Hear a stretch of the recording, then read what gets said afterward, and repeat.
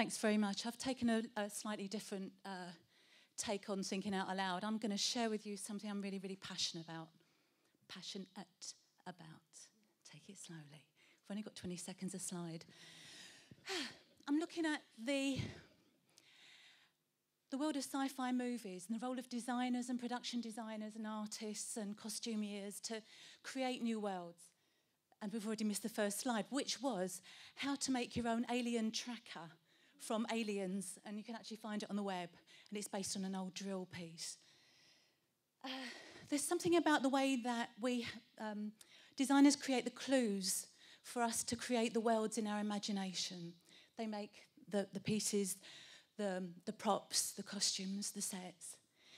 These are all stories about things that connect in from the real world to design world and from the design world in film into the real world. And I want to know what well, I'm not going to ask you, I'm going to tell you the connection between Ronald Reagan and Peter Sellers. 1963, Ken Adams was asked by, I've forgotten the director. Stanley Kubrick, thank you. That's a nice one. To design the set for Dr. Strangelove. And he produced this really, really chilling environment of a Cold War bunker.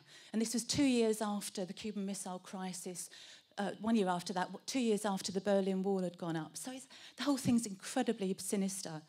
But when Reagan in 1981 got elected and went to the White House for his tour, this image was so powerful that at the end of the tour he asked them, "Where's the war room?" And he had to be told, "Actually, sir, it doesn't exist." My next connection is between the Queen and the HAL computer from 2001, A Space Odyssey. I remember that one. And it's the designer Hardy Amis who actually designed the costumes both for the Queen and also the costumes for the magic film. And as you can see, we're not quite in an amazingly different world, but because it's all quite business as usual. They're quite formal, but they've got these interesting headgear and very long zips. But the influence of this stuff obviously spins out into the real world. And Pucci designed this fabulous, fabulous costume for the Braniff Airlines. I mean, they're an airline, but they've got these lovely bubbles on their heads too. And then that spins off and back into the film world through Jean-Paul Gaultier's designs for The Fifth Element, which is a fabulous feast of all sorts of stuff. Sorry if you're a bit squeamish. I'm a bit of a horror sci-fi fan, so for me this is not so bad. But the connection between the original Channel 4 logo and the original Alien film is a great story again. Ridley Scott was looking for the means by which to simulate the computer visualizations that this world would have. And he had to find some guys that could do it.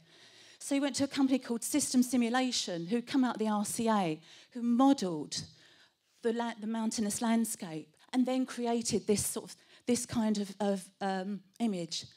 This is the terrifying bit. If you haven't seen the film, I don't really want to spoil it for you, so look away now. But this is the motion tracker when they actually realise that the captain, who's stuck in some tubes and tunnels trying to find the alien, is actually being very rapidly run after by this one here. Hence the speed bumps. So the system simulation guys came out of the RCA. They actually developed this new way of being able to represent computer representations that didn't yet exist. But they then got taken into Ridley Scott's next films like Blade Runner. Not this particular image, but in other ways. And eventually they did the Channel 4 logo. That's the connection. What connects Pierre Cardin to, and this is showing my age now, fantastic Captain Scarlet from the series that I used to watch as a kid, who's glamorous and gorgeous and lovely, but a puppet. It was Pierre Cardin's exploration into, again, as the fashion guys, there seemed to be a real bunch of French fashion designers who really explored the space age through new materials. And this is Pierre Cardin's little collection called Cosmonaut. And this was the Cosmo tunic. Look at this. And as I say, other French designers were actually exploring this space stuff too. So they were trying out these new materials with new qualities that meant they could do completely different things. And this is André Courrèges. I mean, this is just fabulous stuff, but you couldn't walk down the road in it, could you? I think they did, some of them did. Okay, we're on time now. Great. Okay, next connection. Star Trek, everyone know? Yeah? And United States of America Air Force, USAF.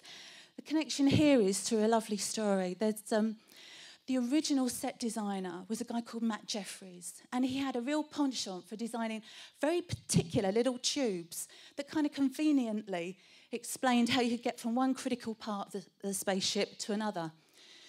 And here's a little blueprint here of a type of example. But it's one of those things that starts off as a bit of a pattern that this guy designs these, and then becomes actually a piece of mythology. And so the Jeffries tube, with which they're called, are now actually used as a term by some of the space people in the USAF. Rapidly moving on, what connects Steven Spielberg with the Media Lab in MIT over in the States? And it's one of those fantastic things where he's trying to create the future world of Minority Report. So he gets some guys together, some really, really heavyweight future thinkers like Peter Schwartz or Stuart Brand and guys like that.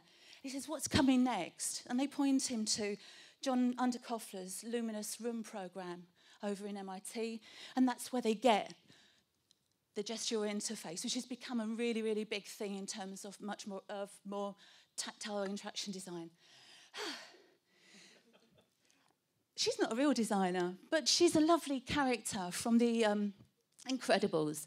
And one of the lovely things about a character like this and the ability that animation can do is to go anywhere. So, and this is Rob's turn. So just as Edna Mode, who's a gorgeous kludge of all sorts of types of designers and nothing based on reality, all I can say is no capes. Thank you.